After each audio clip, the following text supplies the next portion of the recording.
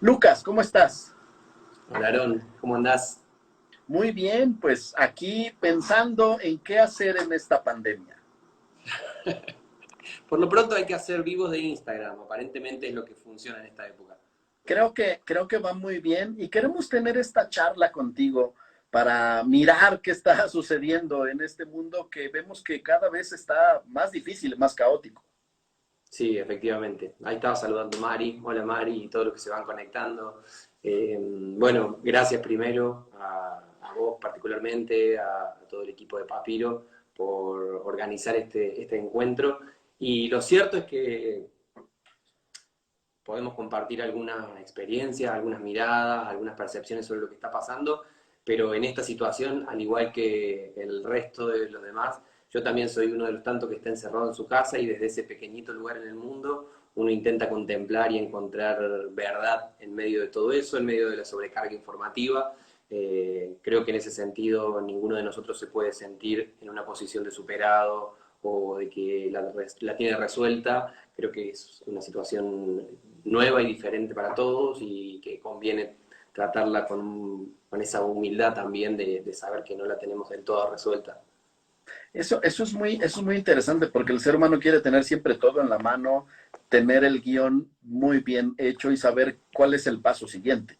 Uh Por -huh. eso queremos platicar hoy contigo sobre pues qué está pasando, cómo estamos actuando en este tiempo de la pandemia. Y bueno, si me permites presentarte, aunque yo creo que todo mundo te conoce muy bien, pero Lucas Magnin es un joven escritor de la Argentina, de Córdoba, y como lo hemos dicho varias veces en Twitter y en Facebook, él tiene la cualidad de que los temas difíciles y densos, complicados, los hace amenos y dignos de una charla de café. Es un hombre multifacético, es conferencista, escritor, cantante, compositor, doctor en ciencias de la comunicación y esposo de Almendra. Y un Eso, mediocre jugador de básquet y fútbol. mira, mientras no le vayas al Barça, todo está maravilloso. Ah, publicaste un libro con Editorial CLIE que diserta sobre tema vigente mucho más ahora que nunca: Uh -huh. cristianismo y posmodernidad. Es un libro que yo recomiendo ampliamente, que lo he leído varias veces y que lo estoy volviendo a leer, porque nos está mostrando lo que íbamos a vivir hoy, las facetas tan distintas, tan diferentes, el papel de la iglesia en el siglo XXI y Uh -huh. cómo estamos actuando.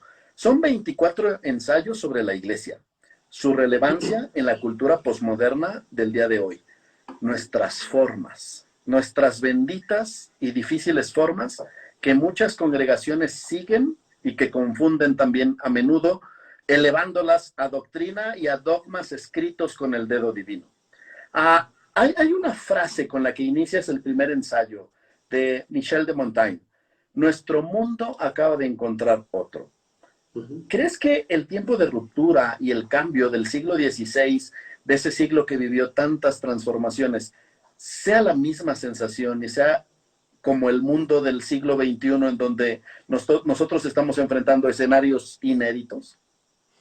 Bueno, Michel de Montaigne, para los que no lo conocen, fue un escritor francés, un ensayista, y de hecho es considerado el padre del ensayo, tal como el género.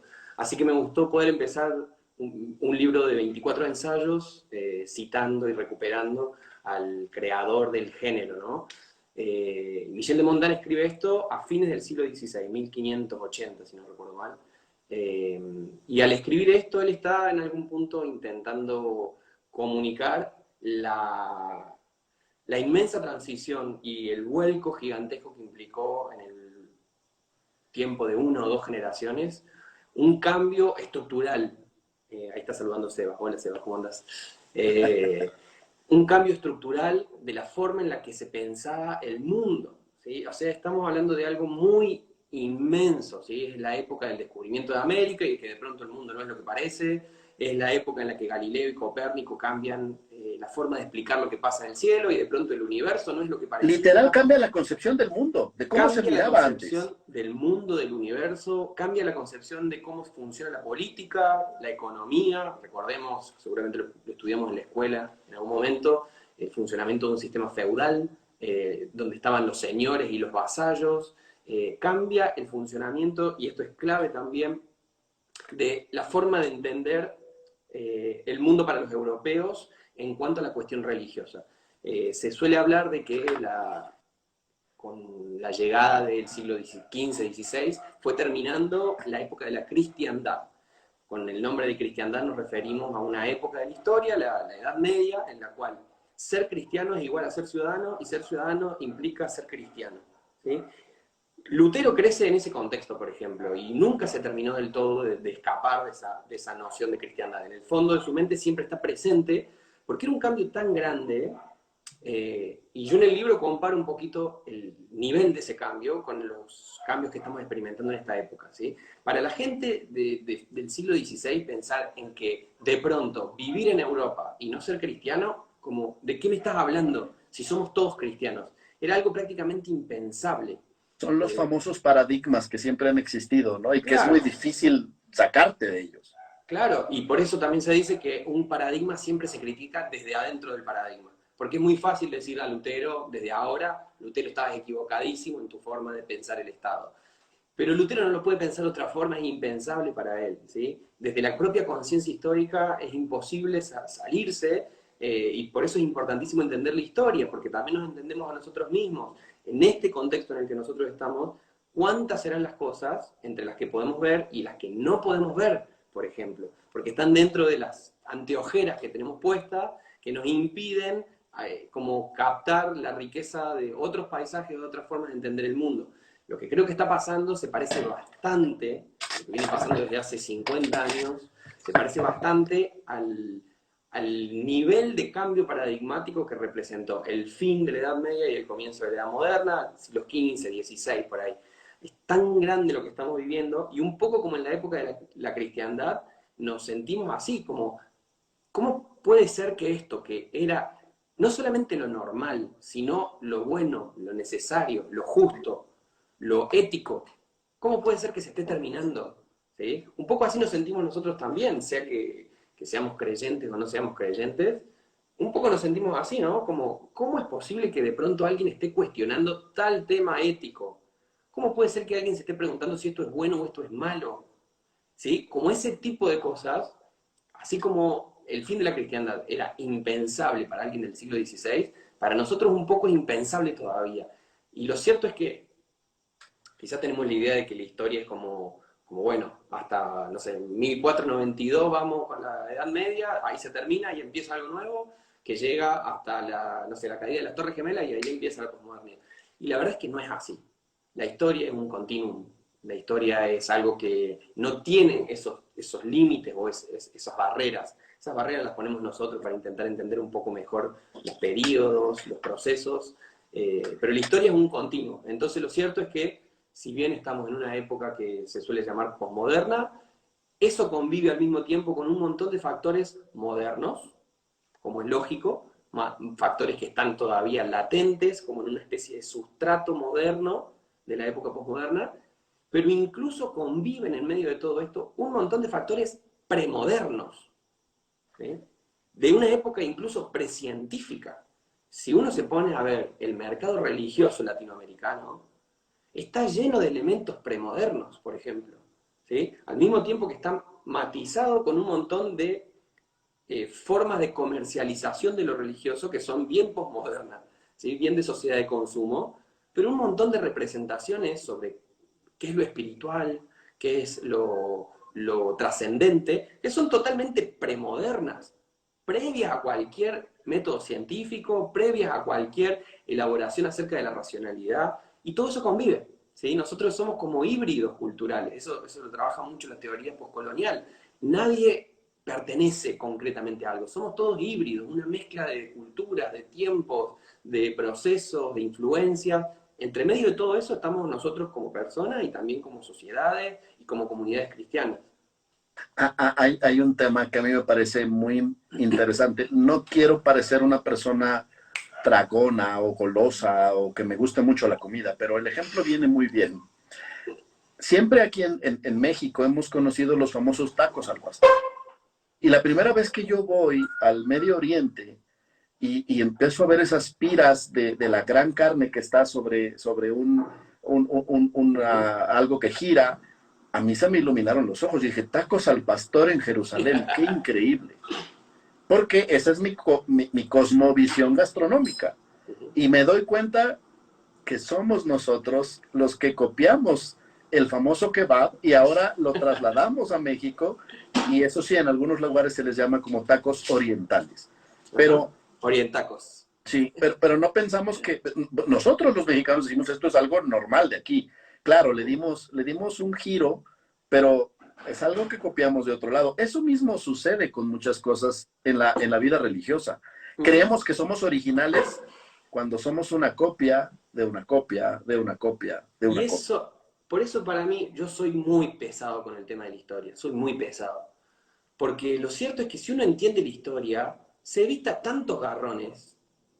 Porque cuando uno se pone a ver los 2000 años de historia que tiene el cristianismo, empezás a ver saltar una y otra vez las mismas herejías, los mismos problemas, los mismos dilemas eclesiales, Que las curiosamente mismas son tensiones. cíclicos. Son súper cíclicos, pero el tema es que como no conocemos nuestra propia historia, y después quizá podemos hablar un poquito más de eso, pareciera que cada vez que esto pasa es la primera vez que pasa y que no tenemos nada de qué agarrarnos y nos pasamos la vida pasándola mal, sufriendo esa falta de respuestas, siendo que tenemos justamente un montón de archivos a los cuales referirnos para intentar entendernos un poco y para entender lo que nos está pasando y cómo resolverlo. Pero bueno, esa hibridez en la que vivimos coexiste también con una inmensa tendencia hacia la búsqueda de lo nuevo, siempre lo nuevo, y eso hace que nuestros ojos se nublen ante todo lo que está un poquito más atrás, y de pronto somos unos absolutamente eh, personas sin identidad, que estamos nada más que presos de las modas, de lo que va pasando, de las tensiones del momento, y no podemos tampoco elevarnos por encima de eso y trascenderlo tampoco. El Eclesiastés lo dice claramente, no hay nada nuevo debajo del sol. Hace 11 años, hablando otra vez de la historia, hace 11 años nosotros vivimos en México una crisis sanitaria, algo muy similar. Para los mexicanos esto es un déjà vu. No duramos lo que estamos durando ahora en nuestras casas, y es algo que sucedió en México, en Estados Unidos, no sé, pero no llegó a Europa, no llegó a Argentina, no llegó a tantos lugares como ahora se está cerrando el mundo. Nos estamos enfrentando a escenarios inéditos, un panorama para el que no tenemos un guión escrito, no sabemos qué va a pasar el día de mañana. ¿Qué debe hacer la iglesia en este tiempo de crisis y de profunda necesidad? ¿Qué es lo que tú miras en esos anteojos? Eh, ¿Qué debe hacer la iglesia en el tiempo del coronavirus? Lo cierto es que hay tanta gente intentando responder esa pregunta que a veces es un poco abrumador. Se han, ya en cuestión de menos de 40 días se han publicado no sé cuántos libros Que de por cierto, teólogos. uno dice una cosa y otro dice otra, ¿eh? Claro, claro, Sí. de teólogos, de Y yo los filósofos, respeto a todos, pero sí, todo el mundo está contribuyendo con un poquito de luz en medio de todo eso, pero es tanta gente la que está intentando pensar en ese tema, sea a nivel social como a nivel específicamente de la fe, que abruma un poco sinceramente. ¿Qué tenemos que hacer como cristianos en la época del COVID? O sea, qué sé yo lo que tenemos que hacer. Es como tan inmenso y tan grande y tiene tantos factores que realmente como que nos genera un poco esa angustia o esa sensación de inferioridad ante algo que nos supera y que nos trasciende y que, bueno, el Eclesiastés justamente lo desarrolla mucho, ¿no? Como esta idea que aparece en el Eclesiastés todo el tiempo, el Hebel, ¿sí? El Hebel, la vanidad, esto que es como una especie de humo que se desaparece, no sabemos exactamente qué es lo que está pasando, parece que es algo que podemos captar, pero en el momento en el que intentamos aprenderlo se nos fue y no lo entendemos y no lo captamos más. Se han dicho muchas cosas acerca de qué tenemos que hacer los cristianos en un tiempo como esto, y cosas muy valiosas y muy certeras. Se ha dicho que tenemos que orar, por ejemplo, y aprovechar el tiempo guardado en nuestras casas para fortalecer nuestra vida de comunión y de intimidad con Dios. Se ha dicho que aprovechemos el tiempo para leer la Biblia, se ha dicho que intentemos tomarnos una pausa de todo lo que está pasando para considerar un poquito mejor dónde estamos parados y qué es lo que estamos haciendo. Se han dicho muchísimas cosas. Quizás entre toda la maraña de cosas, que son todos consejos muy valiosos, me quedo con algo que dijo Bonhoeffer.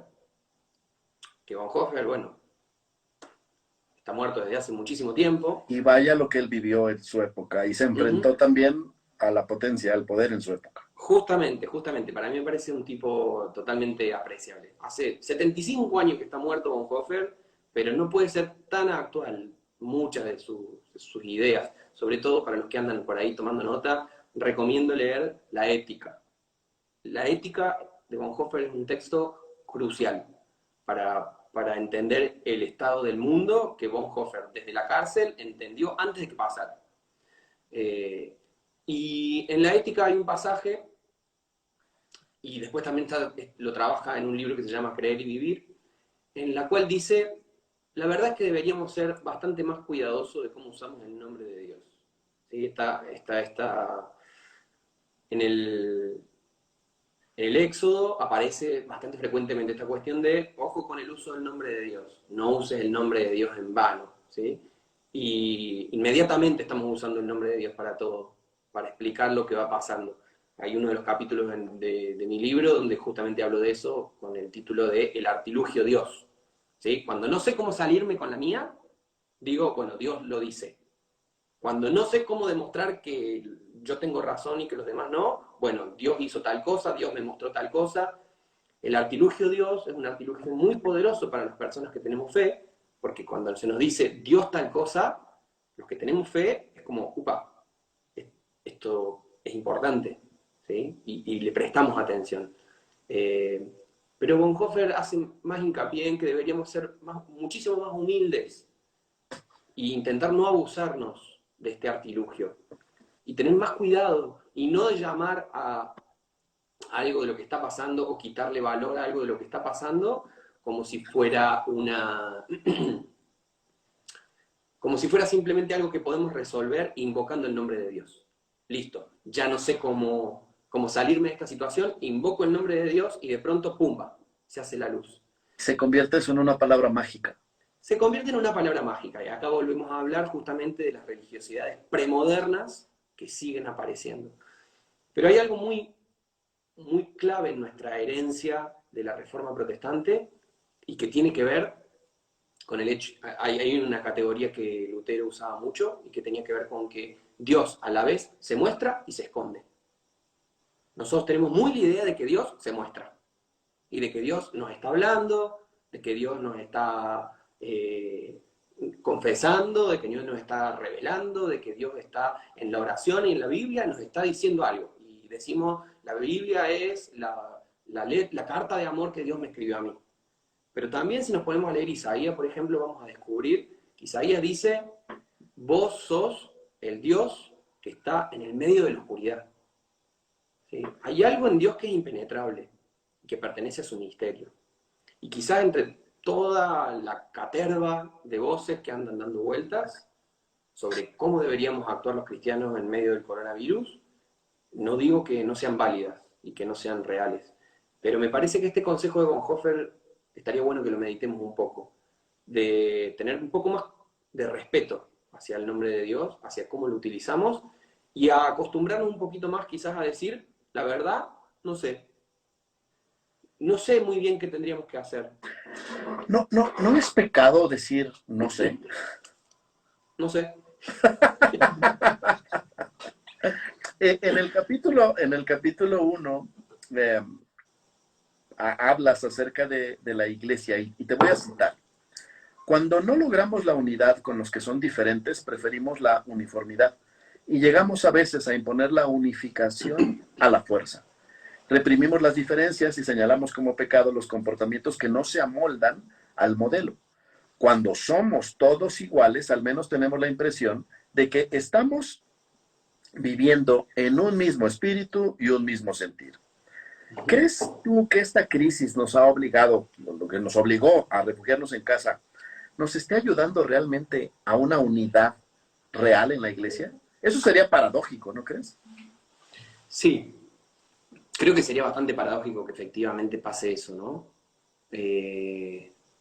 Pero, sinceramente, hay, si bien la unidad es algo que me preocupa muchísimo y algo que deseo muchísimo, y si alguien ha leído el libro, eso queda claro por todos lados, todo el tiempo el libro habla acerca de la importancia de la unidad y de cómo entendemos la unidad y cómo necesitamos aprender a pensar a estar unidos y a ser unos sin entrar en una rosca de uniformidad, de que todos seamos iguales para estar unidos.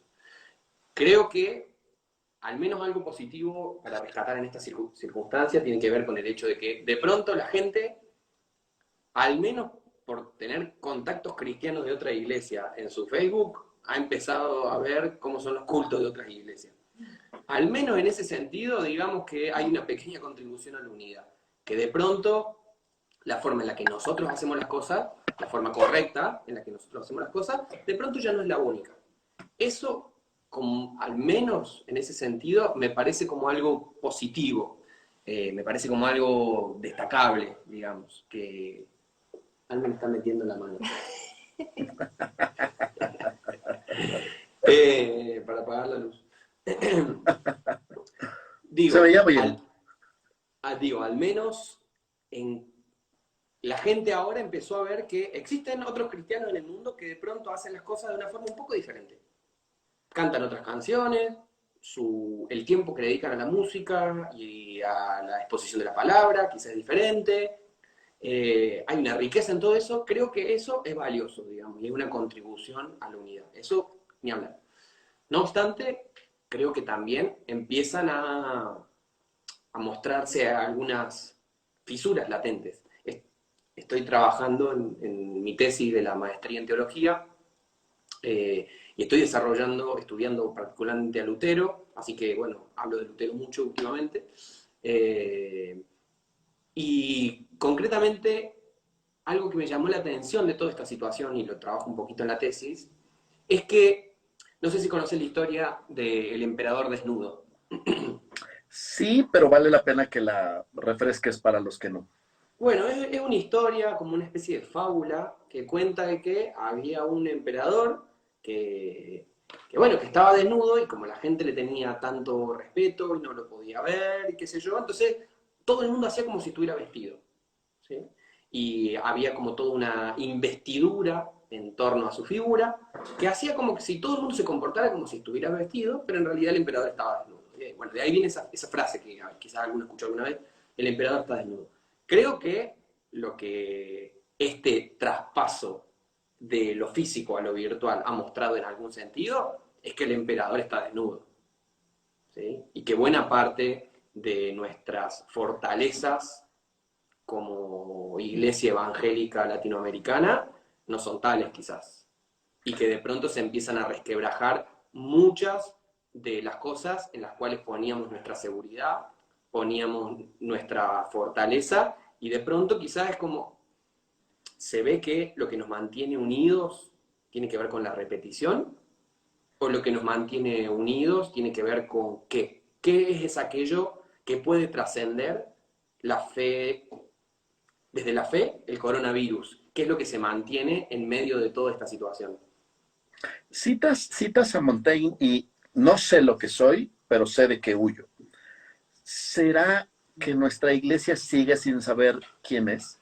¿Que no tenemos una identidad clara y por eso seguimos luchando con fantasmas de lo desconocido? Un poco Probablemente. del síndrome del emperador. Sí, puede ser un poco de eso. Y concretamente, por ejemplo, en esta circunstancia, creo que algo que se empieza a ver como con más claridad es este fenómeno que los sociólogos vienen diciendo hace rato, pero de pronto, cuando estamos detrás de una pantalla, empieza a ser más claro. Y es lo que se suele llamar los creyentes golondrina. ¿Sí? Esta idea de que no hay una pertenencia concreta a una comunidad en la cual haya raíces fuertes, sino que por el contrario, más bien hay un consumo de la espiritualidad. Así como uno va al súper a comprar arroz, va a la iglesia a comprar experiencias espirituales. Y esta situación de estar detrás de las pantallas hace que eso se acelere un poco.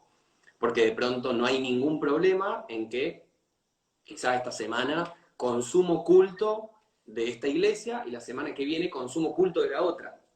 Y de pronto, al mismo tiempo de que tengo algún tipo de vínculo, de relación en mi comunidad concreta, pero también picoteo de otras comunidades o de otras iglesias, quizás que están, no sé, en el estado de Arkansas, ¿sí? En cualquier otro lado del mundo, O porque en bueno, Córdoba, Argentina. o en Córdoba capital, digamos. Como que tiene esta situación, ¿no? El hecho de que la virtualidad haya acelerado un poquito esta cuestión de los creyentes golondrinas. Y esta forma de pensar el consumo, ¿no? En la cual, si la iglesia hoy en día tiene que pararse proféticamente contra algo, me parece que una de las cosas cruciales contra las que se tiene que parar es contra esta lógica del consumo que se nos ha metido en la iglesia por todos lados, ¿sí? Y que de pronto estamos replicando el modelo de consumo que el sistema nos está proponiendo y nos lo apropiamos y de pronto pensamos a Dios desde ahí. Y ese es nuestro lugar, una espiritualidad bastante individualista, una espiritualidad quizás bastante vaciada de contenido, y acá quiero ir particularmente al punto de donde iba, ¿no? ¿Quiénes somos nosotros? Bueno, si decía George Harrison, si no sabes a dónde estás yendo, cualquier camino te lleva para allá. No tienes ningún problema, llegarás. ¿Sí? Cualquier camino te lleva si no sabes a dónde estás yendo. Y lo mismo podemos decir, si no sabes de dónde venís, todos los bondi te llevan, digamos, como decimos acá en Córdoba, todos los colectivos, todos los caminos te llevan si no sabes de dónde venís. Y por eso me parece tan importante, insisto siempre en la cuestión de conocer de dónde venimos. Porque se habla mucho acerca de el evangelio como radicalidad, de que hay que ser radicales con el evangelio. Obviamente hay que ser radicales con el evangelio. Pero ¿qué significa ser radical? Radical tiene que ver con las raíces, no con ser cabeza, no con ser fundamentalista.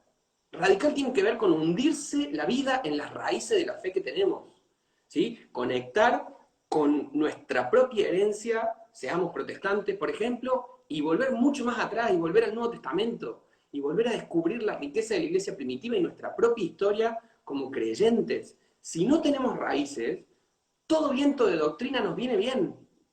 Cualquier cosa que esté pasando y que no se diferencie mucho del sistema de este mundo, nos va a parecer normal, porque no tenemos punto de comparación. No tenemos nada con qué comparar si lo que está pasando es mi único insumo. ¿Sí? Por eso, C.S. Lewis decía de que hay que escaparse del esnovismo cronológico. Decía, hoy en día es tan común que la gente sea no cronológica, ¿sí? Que siempre lo presente sea mejor que lo pasado. Y de pronto estamos tan metidos en el presente que no alcanzamos a ver la desnudez del emperador del presente. Y por eso es tan importante poder tener ese diálogo y ese vínculo, poder releer a los padres de la iglesia, a las madres del desierto, a los místicos españoles del siglo XVII, a los reformadores de la Reforma Protestante. Hay que salir a buscar referencias de otro lado que no sean estas, porque si no, si solamente estas son nuestras referencias, estamos hasta las manos. Hablaba con don Eliseo Vila, al que entrevistaste hace poco en tu programa, y justamente hablábamos sobre el tema de los primeros padres. Y existe una corriente en la iglesia protestante, sobre todo en la parte más conservadora, que decía, no, no los lean, son católicos. Y hablábamos justamente de ese tema, de cómo desde los discípulos de nuestro Señor Jesucristo, los padres apostólicos fueron los que decidieron cuál era el canon de la Biblia, los que decidieron cuáles eran los libros que iban a seguir, que quitaron la paja de todo lo demás, y son los pensamientos que nosotros tenemos que leer y que valorar hoy en día para saber de dónde venimos y a dónde vamos, sobre todo. Porque también otro amigo escritor dice que a él le daría mucho miedo subirse con una persona que solamente cuando va a manejar, cuando está conduciendo un auto, solamente se la pase mirando al espejo retrovisor. Hay que mirar adelante, hay que echar de repente vistazos hacia atrás, pero tenemos que mirar hacia lo que viene, hacia el futuro. La iglesia tiene que reinventarse. ¿Qué piensas? Es extraño eso, porque hay como una tendencia contrapuesta, ¿sí? Yo soy fanático de las paradojas. Me parece que no se puede hacer teología cristiana sin una profunda conciencia de las paradojas. Eh, y hay una tendencia, porque por una parte tenemos la cercanía con el acontecimiento Jesús. ¿Sí? Los que más cerca estuvieron de él son los que justamente dicen, lo tocamos, lo vimos, nosotros damos testimonio de que esto es cierto. ¿Sí? Entonces hay una cercanía histórica de Jesús que es muy valiosa para saber quién fue él. No obstante, con el paso del tiempo, también hay una revelación progresiva a lo largo de la historia y una conciencia progresiva. Y la forma en la que la Iglesia ha podido explicar y entender hoy en día, después de 2000 años, la fe que tenemos, es mucho más desarrollada que lo que podemos entender de los escritos de los primeros siglos. ¿Sí? Entonces hay una tensión. Al mismo tiempo, queremos y deseamos y necesitamos volver para atrás, y al mismo tiempo está bueno que el tiempo pase y que se adelante, porque ahí también tenemos una conciencia progresiva más grande. ¿Sí? Como que estos dos elementos están en puja. ¿Qué es lo que dejamos atrás? Y nuestro contacto con las raíces, y al mismo tiempo cómo miramos hacia adelante, porque sabemos que hacia adelante también va a haber una revelación progresiva, que vamos a ir entendiendo mejor algunas cosas sobre nuestra propia fe. Creo que esta frase que los reformadores repiten mucho y que tiene que ver con la Ecclesiam semper reformanda est. ¿Sí? La iglesia debe vivir en una constante reforma. Esa es un punto clave, ¿sí? Y no... Los reformadores no se les ocurrió esto de la nada. Acá simplemente lo que están haciendo es recuperar un sentir que ya estaba entre las primeras comunidades cristianas. ¿Sí?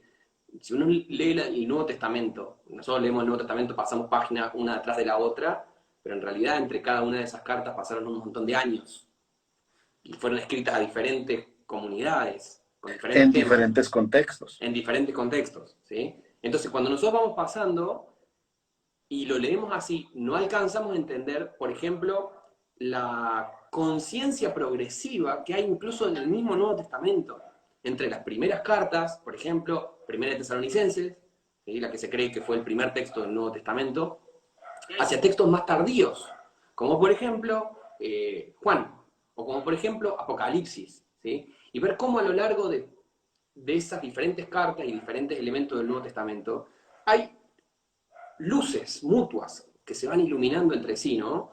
Lo tenés a no sé, por ejemplo, a un Juan que te dice, Juan, el discípulo amado en realidad, pero el discípulo amado del cuarto evangelio dice, ustedes no se preocupen, el Espíritu Santo va a revelarles toda la verdad.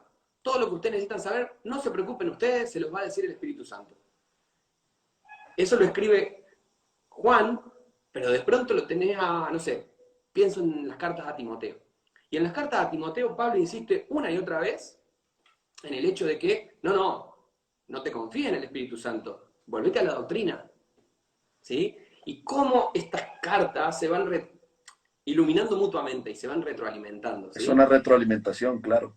Sí, y nosotros generalmente lo que hacemos, en vez de intentar ver cuál es la gran narrativa en la que todas estas miradas se integran, generalmente decimos no, me quedo con esta, me quedo con esta parte. A mí me gusta mucho la doctrina, así que me voy a quedar con la doctrina a full y ahí voy a encontrar toda la verdad que necesito para mi vida cristiana. O, no, yo soy muy del Espíritu Santo, entonces me voy a quedar con el Espíritu Santo a pleno porque eso es todo lo que necesito. Y lo cierto es que el mismo Nuevo Testamento nos está tirando una pauta de que tenemos que aprender a leer verdades que parecen paradójicas, que parece que están en tensión, y en medio de esas verdades en tensión, que a lo largo de la historia del cristianismo se pueden ver una y otra vez, vamos a encontrar una verdad que es polifónica, como dijo un teólogo católico, ¿sí? Romano Guardini. Romano Guardini decía, la verdad es polifónica. Nosotros nos encantaría que la verdad sea una sola voz, y mejor si es nuestra propia voz. Pero la verdad es polifónica. Y por eso la actitud de humildad, la actitud de intentar conocer nuestras propias raíces, tiene mucho que ver con eso, ¿sí? De buscar cuáles son las otras voces que yo no puedo dejar de escuchar, porque si no pierdo la polifonía. E intentar ponerme en los zapatos del otro y por qué dice lo que está diciendo, ¿no? Estamos mirando, por ejemplo, Gastón Santiago contra Pablo, Magiscar, todo extremo es peligroso, que hay un balance, Pablo a los de Tesalónica, la iglesia siempre en reforma, es todo lo que hemos estado mirando. ¿Hemos aprendido algo con todo esto? ¿Qué hemos aprendido como iglesia en estos 20 siglos de historia? Creo que lo que hemos aprendido, o lo que me gustaría, quizás te hablo un poco más desde lo que un autor que se llama Walter Brueggemann llama la imaginación profética. Quizás te estoy hablando un poco desde mi imaginación profética y decir, ojalá hayamos aprendido de que nuestro maestro fue un maestro itinerante y de que nadie está seguro cuando está cerca de Jesús. Nadie está en un lugar superado, nadie está en un lugar libre de errores cuando está con Jesús. Al contrario, estar cerca de Jesús significa que de pronto nuestro maestro se está moviendo. Hoy lo vimos en una aldea haciendo algo en la casa de un fariseo y mañana lo vamos a encontrar en otra aldea haciendo algo en las calles y de pronto lo vamos a encontrar en Jerusalén tirando mesas y así, y siendo muy punk. No se sabe nunca muy bien qué es lo próximo que va a hacer Jesús. Ojalá que como iglesia hayamos entendido eso, ¿sí? Que eso tampoco significa de que no hay nada de lo que agarrarse, ¿eh? ¿Sí? Es el Dios que se muestra y el Dios que se oculta, las dos cosas al mismo tiempo. Hay cosas que sabemos y hay cosas que no, pero ojalá que la actitud sea de estar buscándolo a Jesús, a ver qué está haciendo, qué es lo que ya nos mostró que hizo, ¿sí? Qué es lo que ya la historia ha mostrado en su autorrevelación, la forma en la que él mismo ha querido mostrarse en la historia, y también qué es lo que está haciendo ahora mismo. Si te soy así muy honesto, en medio de toda esta situación, qué es lo que, por ejemplo, puede aprender la iglesia con la crisis del coronavirus y la pandemia y la mar en coche, yo te diría que soy un poco pesimista. Soy un poco pesimista porque tengo la impresión de que cuando esta situación amaine y volvamos a la normalidad, es muy probable que algunos vicios se nos hayan pegado y que aquellas estructuras que ahora, como estamos todos muy tocados, decimos ojalá que cambien o quiero que cambien, tengo mis dudas, pero realmente espero equivocarme. O sea, este son el tipo de cosas donde digo ojalá, ojalá, ojalá, ojalá que me equivoque. No me gustaría tener razón. Ojalá que de toda esta situación aprendamos un montón de cosas y que podamos tener una fe más radical, más cerca del ejemplo de nuestro Señor, pero quizás por haber visto algunas cosas de la historia y por ser un entusiasta en estudiarla, me pregunto eso. ¿Será que cuando pase el temporal lo que nos va a quedar sea lo mismo, pero con esteroides? Ojalá que no. Uh, yo siempre te he admirado y ojalá que te equivoques en ese tema, pero considerando a la iglesia de Cristo, creo que sería pecado lo que vamos a volver a hacer.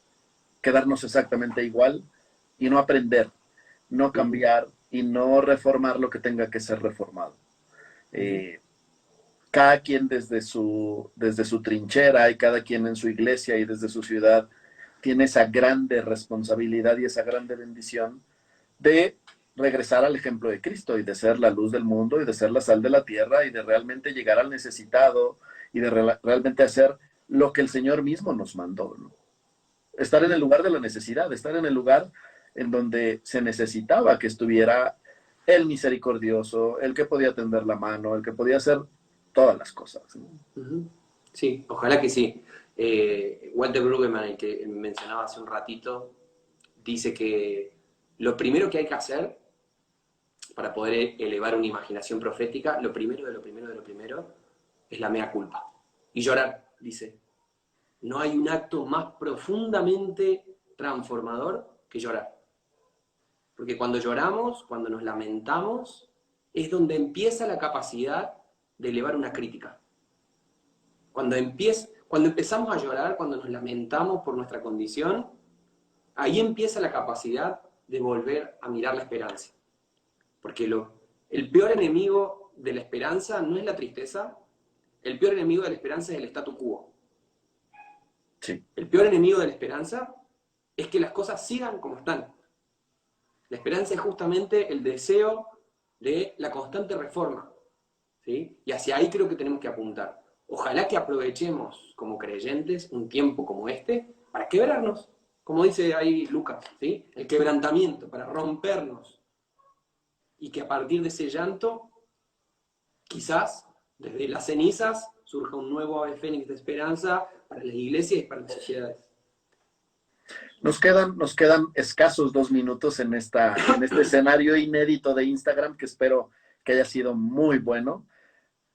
Déjanos con una palabra de reflexión, que ya nos está estallando la cabeza. Una palabra de reflexión. En 1.5 minutos ya.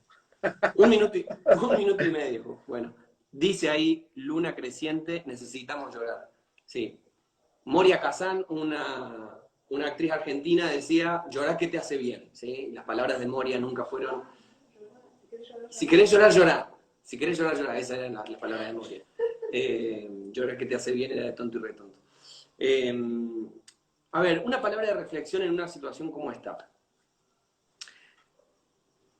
Ojalá que el Señor, en medio de toda esta situación en la que estamos, clave en nosotros el deseo de poder imaginar una iglesia diferente. Que clave profundamente en nosotros el deseo de imaginar una iglesia diferente, una iglesia que realmente pueda ser una alternativa. Creo que esa palabra es muy clave. ¿Sí? Una iglesia que no sea simplemente continuidad, una iglesia que, como decía el obispo Robinson, está tan cerca del mundo que no puede hablarle y a la vez tan lejos del mundo que tampoco puede hablarle. ¿Sí? Que seamos la suficiente alternativa para que, al ser una sociedad de contraste, podamos, como en los primeros tiempos, inspirar a los demás a decir, miren cómo se aman, ¿sí? O como dice la carta de Ogneto, la gente los mira y dice, ¿quiénes son estos acá? ¿Sí? Y de pronto también en el libro de Hechos dice, ¿quiénes son estos que vienen a trastornar el mundo? Para que pasen esas cosas tenemos que ser una sociedad de contraste. Si no somos una sociedad de contraste y si simplemente somos lo mismo que los otros, pero con lenguaje evangélico, en realidad no estamos haciendo aquello para lo que fuimos llamados. Seamos hombres y mujeres de contraste. Me quedo con esa frase final y te agradezco profundamente por este pequeño conversatorio. Yo siempre me quedo con ganas de preguntarte más, de conversar más, pero bueno, ya habrá tiempo con un café en México. Espero que sí. Tengo muchas ganas de volver. Y nosotros de que vuelvas o de que yo vaya por allá. Gracias por tus palabras, por tu visión clara, fresca y profunda. Un abrazo, Lucas. Te mando un gran abrazo, saludos ahí a toda la familia de Papiro 52 y tengo muchas ganas de verlo. Ojalá que nos veamos en muy poquito tiempo. Nos veremos pronto. Chao. Adiós.